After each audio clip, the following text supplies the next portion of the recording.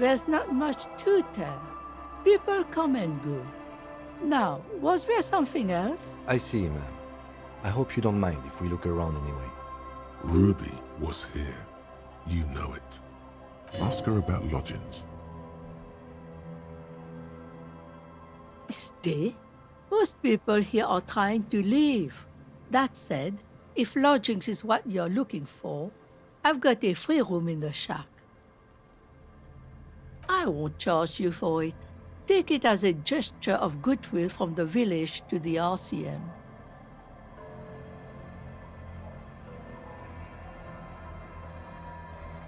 Oh, don't. It's your choice. No skin off my teeth.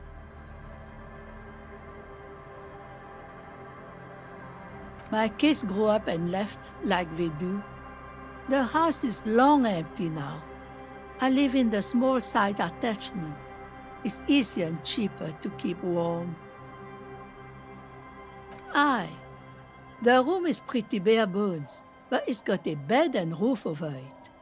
That's more than some folks have around here.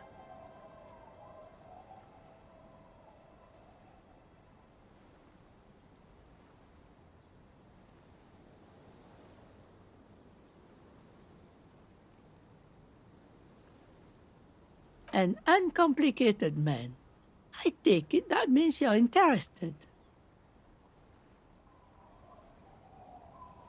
Don't make an old woman regret opening her house to the place.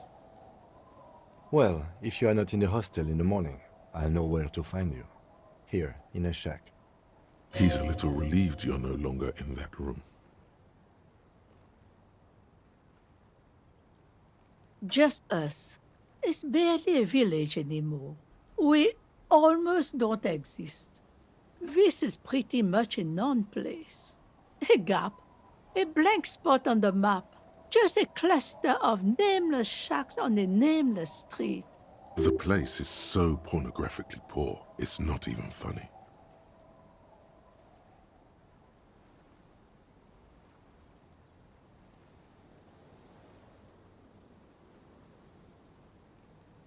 The lack of wealth is the one thing we've got in abundance.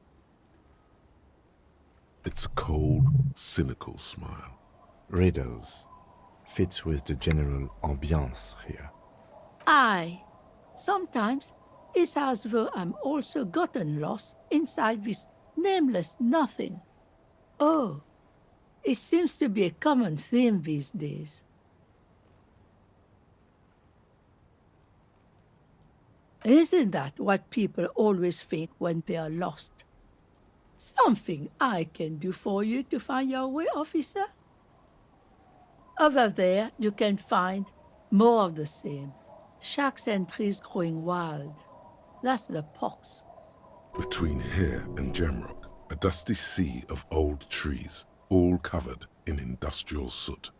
Small houses under them, an overgrown park. An old military hospital and its surroundings. Or it used to be, during the time of the suzerain. After the war, it was turned into a goodwill hospital for shell-shock veterans and folks looking for some quiet in the old sanatorium gardens. Now the area is crisscrossed with nameless streets and makeshift cinder block houses, shacks as far as the eye can see. The goodwill ran out. The staff left and the place was shut down. It's long gone by now. Well, there's Lillian and her kids. A few new folks live in the house to the east, but they are away right now. And then there's the drunks. Not a pretty sight, but there's little we can do about it. Home is home, even for them. Lillian is tough. Tougher than the men here, at least. If it wasn't for her and the kids, this place wouldn't have a spark of life left. I'm sure you did. Nature keeps them in rotation. A new face pops up every now and then, and an old one disappears and is forgotten. This is who we are. Here? For you? No, officer. The only money we have here is some coins the drunks tried hiding from their women and then forgot about. Under carts, boats, in little boxes. It's not hard to find. She nods, rinsing another piece of cloth. Not much. There's the abandoned church, the DeLorean Church of Humanity. It's been there since before my time, even. Some things just don't fly, officer. Look around. Who'd go to church here? They built it 300 years ago. Must have been nicer then. So, they don't hold services there anymore? The Ecclesiastes? No, we've tried, but things just keep happening. Crime, accidents, other things. The place never stays open. It's a pity. It used to be such a nice church. She's not telling you all she knows. Keep her talking. Well, there's that music. Music from across the sea. Huh. It started a few days ago, and now it's blasting even through the night. And now, suspicious-looking people are sneaking around the church. I don't like that. Those would be the dance music enthusiasts in their tent. Before you get to the church, there's some ruins, an apartment complex, or some kind of electrical plant. Run-down bunch of houses. And I don't know exactly. A pre-war place. It used to be something. Before the war. I wasn't here then, you know. Was born in Samara. Of note, the old fish market up on the boardwalk. But it's closed. No one. That's why it's closed. It was once a bustling place, back when I was young, and so was everyone else. Now, what catch we do bring in goes straight into a lorry for the Delta or somewhere else. What? You're one of those real estate people with big plans? If you want a development opportunity, you can check out the abandoned building over at Land's End. Used to be a supply depot, we think, sending goods and ammo across the bay. It's jammed shut though. We tried to get in, see if there was anything to sell or scavenge, but it's impossible. Nothing is impossible, surely. And now you know everything there is to know about this coast. Me? No one. Just an old washerwoman. Mother called me Isabel, if that's what you're asking. And my married name is Sadie. Now it's your turn, Mr. Quite a handle you got there. So many titles. One of them double.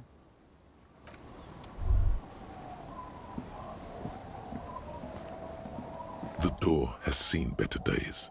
The layer of paint has started to peel off due to the salt and wind from the sea. Even the lock looks slightly rusted.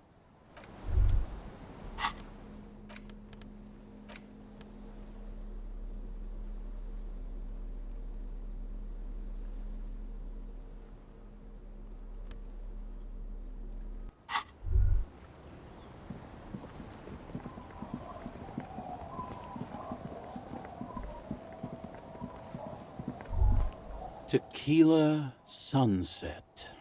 My jacket?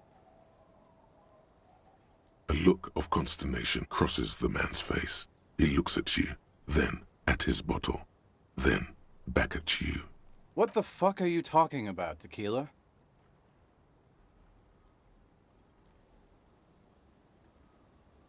Faum? That's medium concept stuff, not my style at all. I can't believe I'm saying this, but maybe you should lay off the booze. It's fucking with your head. It becomes abundantly clear to you how this man managed to lose his keys, business, friends, and girlfriend. I'm calling it. It's neurological.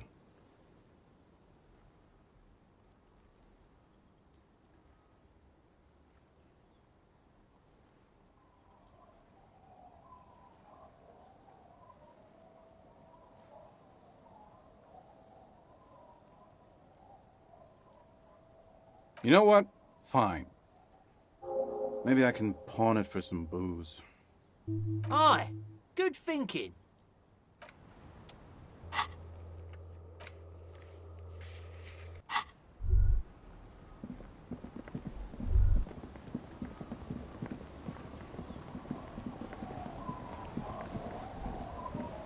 The door has seen better days. I'll wait outside to give you some time and privacy to check out your new living arrangement and look for any signs of Ruby. But just so you know, after we are done with the day, I'll still be staying in the Whirling in Rags for the night. We'll meet in front of the shack in the morning. The key turns with a satisfying click. You can enter the shack now.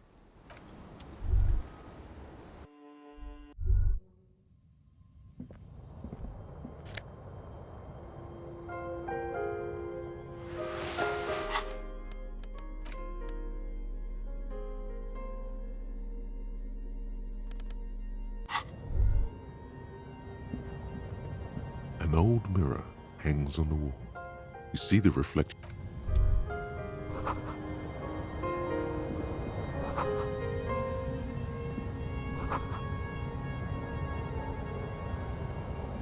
On the table, you see a bowl of water, a rough soap, and next to it, a small hand mirror. A straight razor soaks inside the wash basin. The water reflects back a vague image of your face. Nose bulbous and red, hair unkempt, wrinkles lining the eyes and forehead. The stash is gigantic. A fresh start looms ahead. Clean yourself up and be born anew.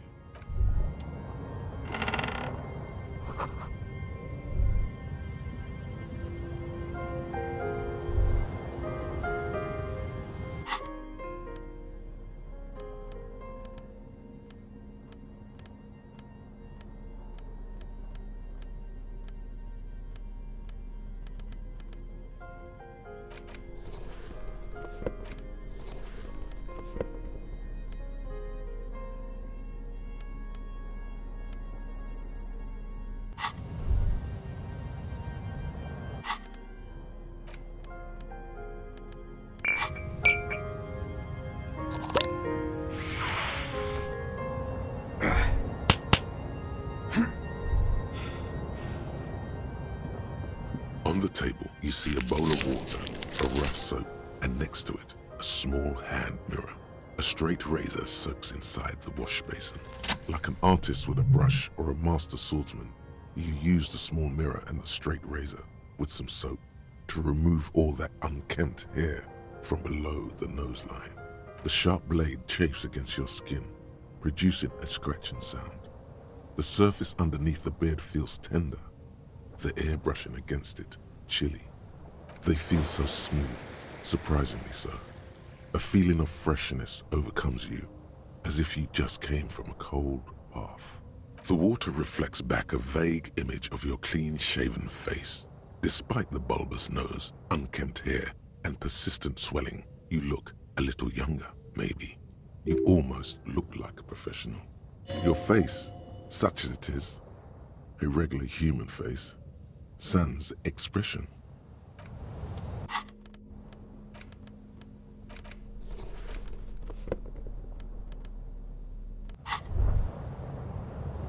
As you look at the floorboards in this corner of the shack, it's clear one of them isn't quite level with the others. The edge of a floorboard next to it looks scratched. Hollow space underneath the floorboards is dark and damp. You can barely make out the mixture of sand and sawdust below. Nothing particular catches your eye. Looks like more reeds. There might be something hidden inside the sand though. You stick your hand in and start combing through the sand. Dry, not like outside. Fine dust. And then, something hard wrapped in paper. A small cylindrical object. You pull it out. A bullet. A 9mm bullet, to be exact. Fit for all muzzle loaders of that caliber. The floorboard isn't interested. Maybe the washerwoman is. You have enough to confront her with.